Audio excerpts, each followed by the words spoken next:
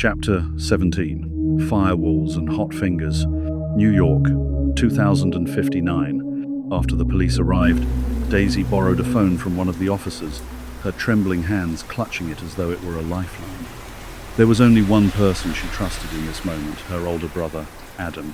Her parents would panic, spiraling into worry that would only make her feel worse. Adam, though, was her rock. He would listen, think, and act. In his office, block-cum-workshop deep in the labyrinth of lower New York, Adam answered on the second ring. The faint hum of machines and the sharp crackle of a welding arc filled the background.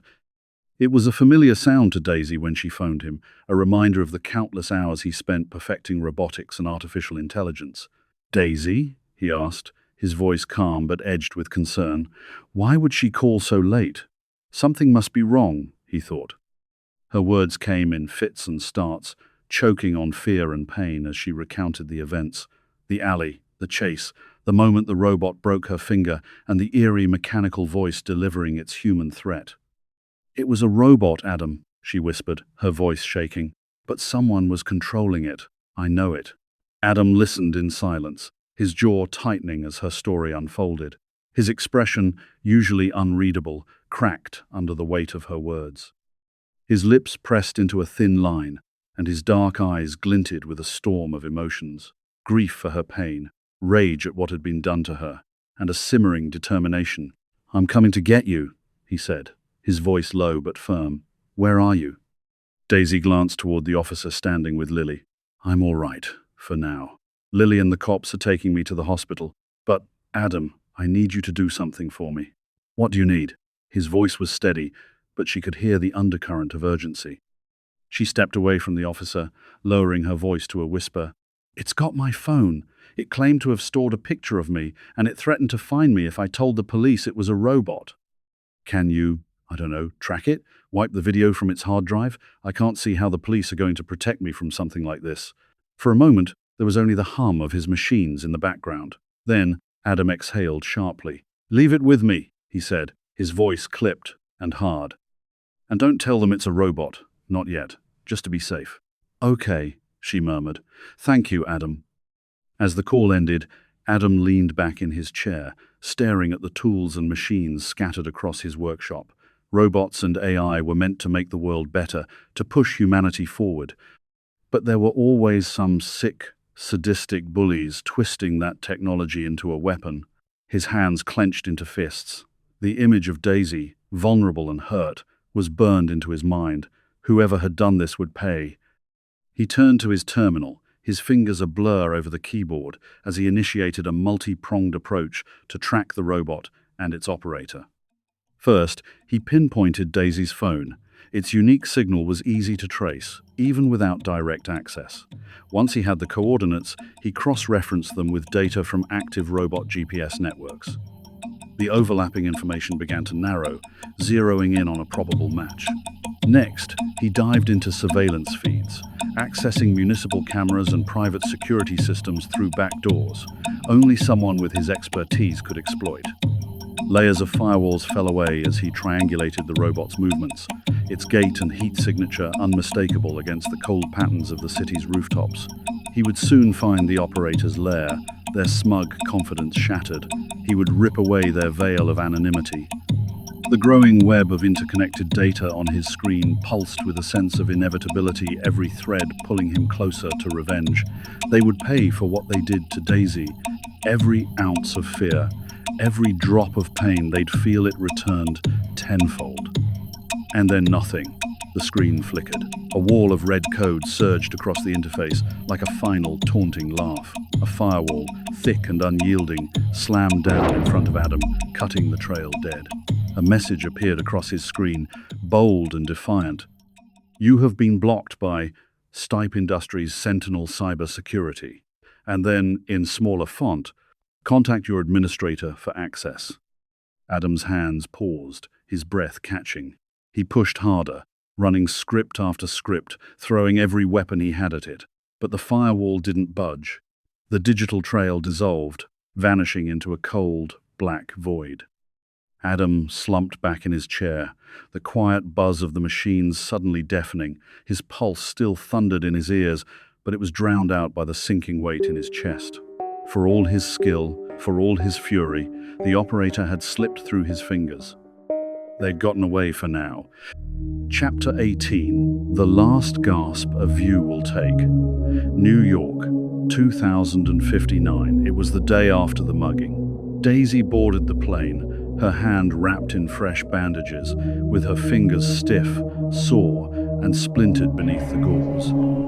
The hours spent in the emergency ward had hollowed her out, leaving her limbs heavy and her eyelids tugged downward by exhaustion. Now, finally, she stood inside the black graphene aircraft, a masterpiece of modern engineering. It was no lifeless machine of bolts and metal like the aircraft of the 2030s. It was organic in its design, a living creature of matte black graphene, sleek and poised, ready to take flight like some vast and predatory bird. Air travel had been transformed. Gone were the tedious lines and invasive checks, the slog of waiting at gates with a chaotic drone of muffled announcements. Now, passengers passed through AI-driven departure lounges as effortlessly as hailing an autonomous cab. Biometric scans, luggage analyses, and security protocols unfolded invisibly, orchestrated by an unseen intelligence. These graphene jets, engineered for both precision and luxury, carried only 20 passengers at a time, gliding into the sky with mechanical elegance. Daisy sank into her seat beside Lily, her best friend's voice still humming with nervous gratitude. Lily's smile flickered like a faulty light, caught between relief and guilt, relief at their escape, guilt for Daisy's injuries. The mugging still echoed sharply and clearly in Daisy's mind. She had leapt into it instinctively, buying Lily time to run. What Lily didn't know, what she couldn't know, was the truth. The mugger hadn't been human. It was a machine, a remote-controlled thief, with metal hands and unfeeling precision. The plane jolted forward, its engines purring like contented predators, smooth and controlled. The graphene wings unfolded, and the plane rose into the air with majestic ease. JFK Airport shrank into a distant grid of steel and concrete. The skyscrapers of New York glittered in the afternoon light, their glass spires reaching for the heavens, as if humanity itself was striving to touch the stars. "We're on our way at last," Lily breathed, her voice soft with relief. Daisy offered only a tired smile. The robot attendants, moving with impeccable grace, began distributing refreshments. Their arms adjusted with gyroscopic precision as the plane navigated air currents, just as steady serving hot drinks mid-flight as they were at co-piloting if needed. Daisy barely touched her meal. Her body surrendered to fatigue. She leaned against the window, staring through the curved glass at the Atlantic below a vast mirror of shimmering ripples. The sky above stretched endlessly, an undisturbed blue that lulled her towards sleep. Slowly, her eyes drooped, her body slumping into the heavy stillness of rest. She had been asleep for 3 hours when the plane shuddered. The AI's voice cut through the silence, calm but firm. "Passengers, please fasten your seatbelts." The cabin jolted again. Daisy's eyes flew open as mechanical whirs filled the aisle. The humanoid attendants moved quickly, their stabilizers clicking as they adjusted for the sudden turbulence, checking belts with inhuman efficiency. Lily's face, pale and stricken, turned toward the window. Outside, chaos had erupted. Waterspouts, monstrous tornadoes of sea and wind raged across the Atlantic. They spiraled violently, twisting into existence and rising impossibly high, hurling water skyward in furious, glistening columns. They moved with intent, as if nature itself had turned predator. The wind shrieked as it crashed into the plane's graphene body, tearing at its smooth surface. "Oh my God," Lily whispered, awe and fear warring in her voice. The jet shuddered again. The AI, acting as pilot, made micro-adjustments to the wings and fuselage, as though the plane itself were alive. Every movement was a calculated attempt to outmaneuver nature's wrath. But the waterspouts grew closer, their spiraling bases pounding the ocean and flinging waves into the air. The jet dodged and dipped, but it was no longer flying, it was surviving. Suddenly, one spout hit. The impact struck the plane's underside, catching it like a toy and hurling it skyward. Screams erupted as the cabin tilted, the passengers thrown against their harnesses. Daisy clutched Lily's hand, their hearts pounding like ticking bombs. The AI ran its calculations in real time, searching for a path out of the vortex's merciless grip. The attendants, eerily calm, braced themselves against the tilting floor, their glowing eyes scanning for signs of injury.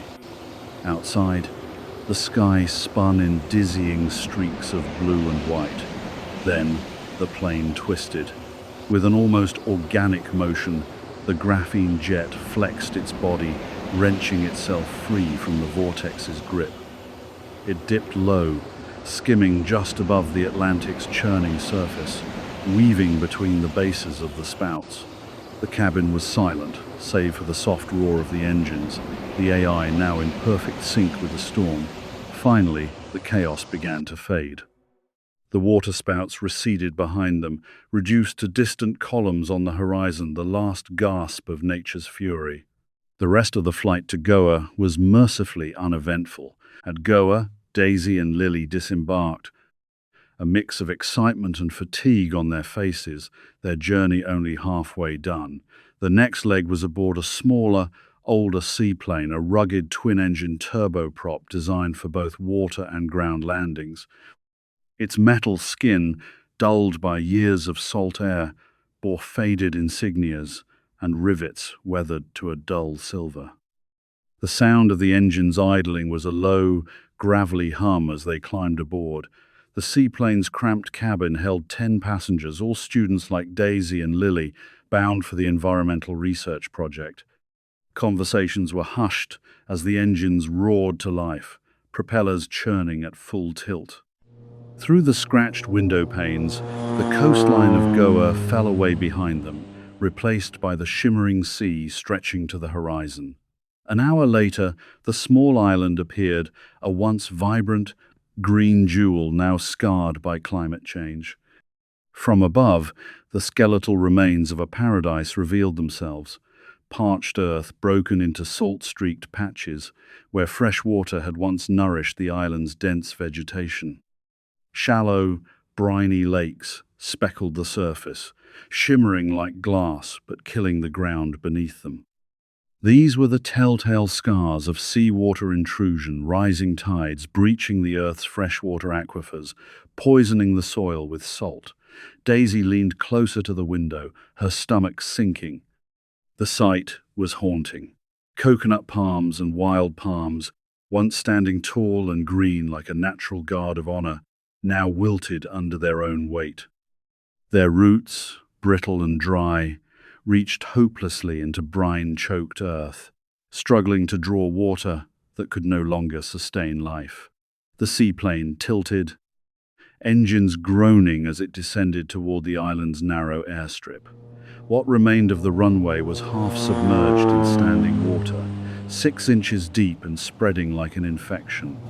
The landing was rough, the plane skidding briefly across the flooded tarmac before shuddering to a halt. The propellers wound down, leaving only the sound of the sea wind and the lapping water against the aircraft's pontoons. A minibus waited just beyond the strip, its tires half buried in the soft mud.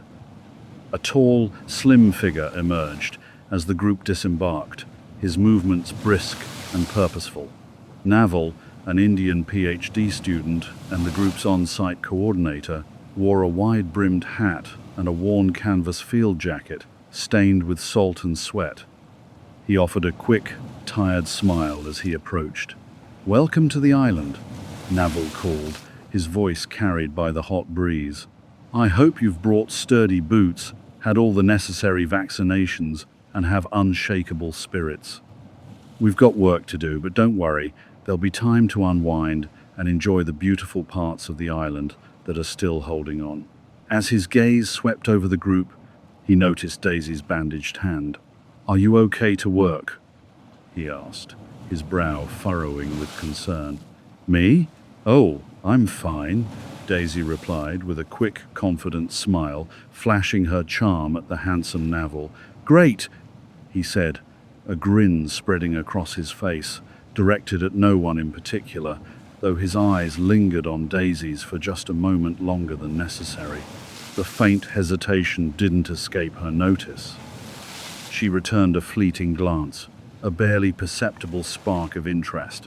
The brief exchange wasn't lost on Lily, who smirked and nudged Daisy with a playful shove. Daisy rolled her eyes, laughing softly, then hoisted her bag into the trunk of the van before climbing aboard. The island loomed ahead, silent, sun-scorched, and fractured. Whatever it had once been, their mission was clearly not going to be easy. It would be a battle against time, decay, and the relentless sea, a fight to save what little life still clung to its shores. They drove along the main roads, now submerged under 6 inches of brackish, salty water.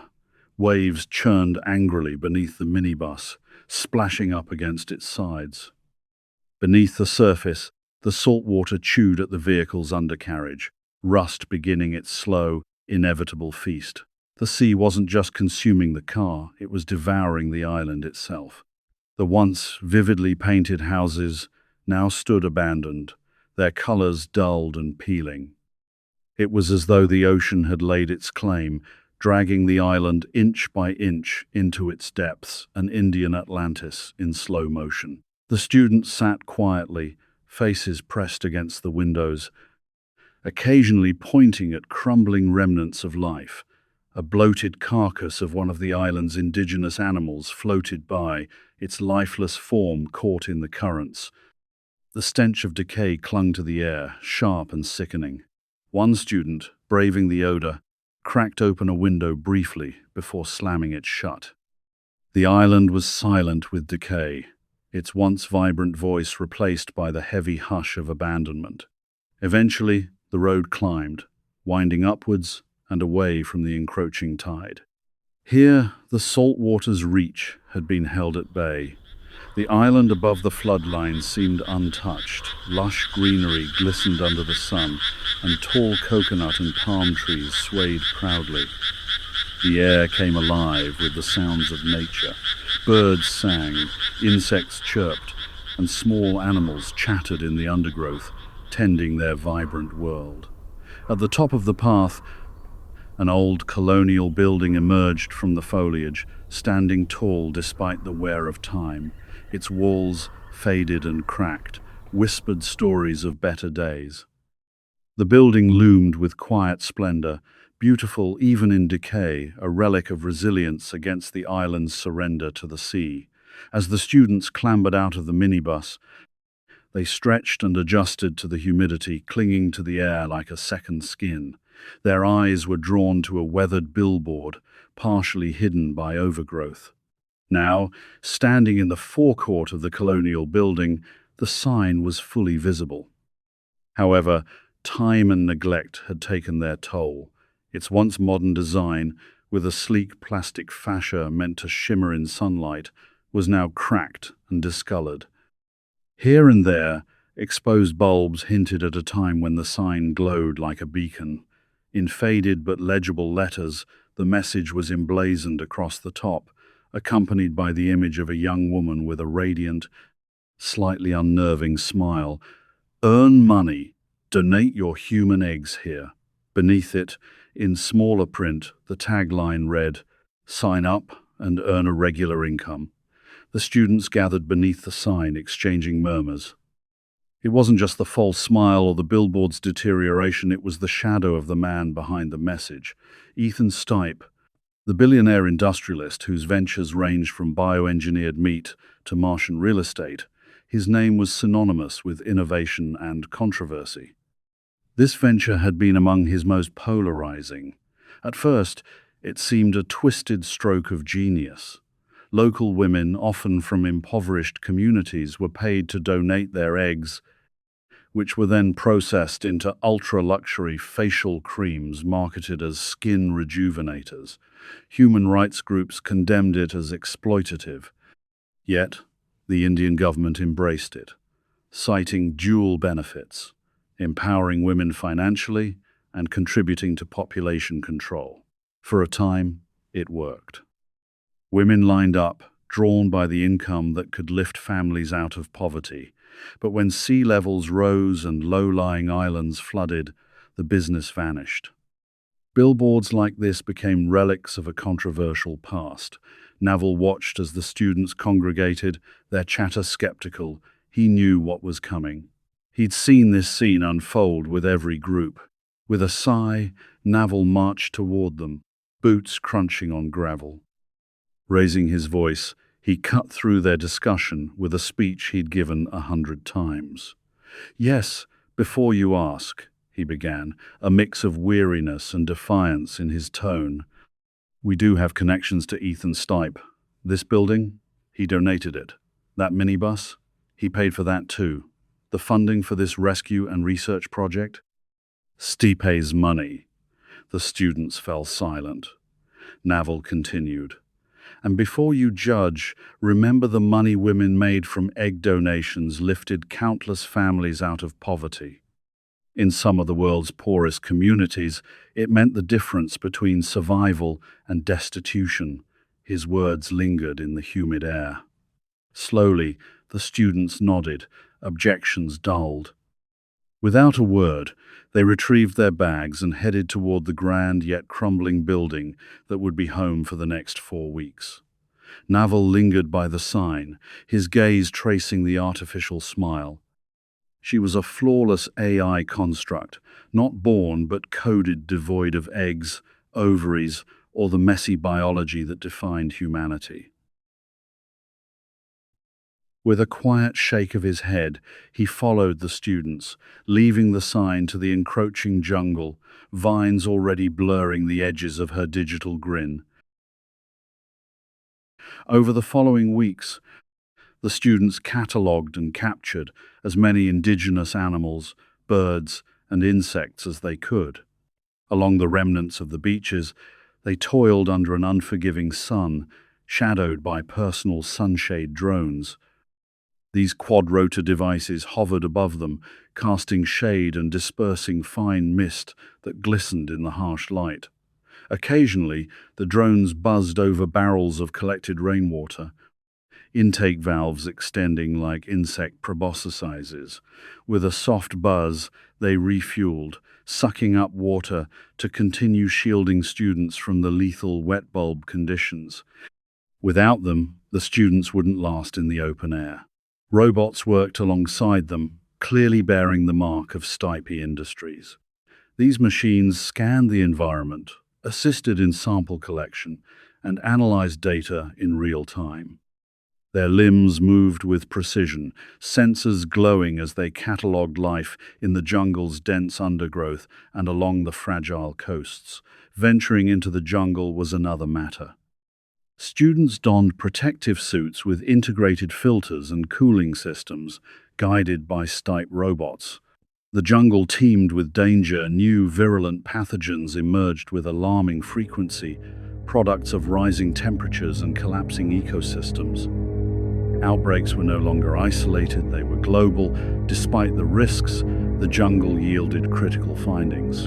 Its canopy was alive with sound, humming insects, bird calls, rustling mammals. Yet beneath the vibrant facade lay a fragile balance. Students documented species on the brink of extinction, whose habitats were shrinking due to saltwater intrusion and invasive species. Drones and robots have become indispensable allies, their precision a stark contrast to human fragility. Together, they worked in harmony to preserve what little life remained on this scarred island. Every few days, they carefully packed cages and tanks with captured creatures into large boats. Every effort was made to minimize stress, separating predators from prey, maintaining microhabitats, and preventing cross-species contamination. The work was delicate, the stakes impossibly high. The animals were transported to the mainland, destined for nature reserves. Even there, survival wasn't guaranteed. Climate instability and habitat loss loomed over every effort. Hope hung by a thread. On the beach, Lily knelt beside a cage, her gaze fixed on a fishing cat. The mother's amber eyes radiated fear and defiance. Her kittens huddled close, trembling. Lily's chest tightened. Tears spilled down her cheeks. She reached out, fingers hovering just short of the metal bars. "What's going to happen to them?" she whispered. Behind her, Daisy stepped closer, resting a hand on her shoulder. "They'll be okay," she said softly, though her voice lacked conviction. Lily shook her head. "They look so innocent. How did we let it get this bad?" Daisy crouched beside her, offering a wry smile. "We didn't. You didn't. You're doing everything you can. The problem is that there aren't enough people like you. So, when you get back, you've got one job. Baby factory. Start knocking them out." Lily blinked, caught off guard, then snorted through her tears. "You're ridiculous. You too should become a baby factory," Lily teased, nudging her. "We'll start a new generation of good people. Fix the world one baby at a time." Their laughter broke the tension, echoing across the beach. For a moment, the crushing weight of their mission eased. On their final evening, the students gathered on the beach where they had toiled for weeks, watching the sun dip below the horizon. Cool beers and soft drinks in hand, they nibbled on snacks, savoring the breeze. An artificial campfire projected flickering holographic flames. Though capable of heat, it was unnecessary. Its purpose was ambience. The students basked in the warm glow, light mingling with the oranges and reds of an Indian sunset. The blood-red sun cast its reflection across the ocean, waves lapping at the shore. Navel sat beside Daisy and Lily, chatting quietly. He tilted his head toward the horizon, thoughtful. "You know," he said, "the beach has shrunk by 3 meters since we got here." Daisy's gaze dropped to the sand. "Yeah, I saw the data." Navel leaned back, eyes on the endless sea. "Might as well enjoy it while we can. It won't be here next year." Lily and Daisy followed his gaze. The ocean stretched before them like a shimmering screen. Once, explorers boasted of being the first to witness nature's scenic wonders. Now, people mournfully realized they were among the last to witness such beauty.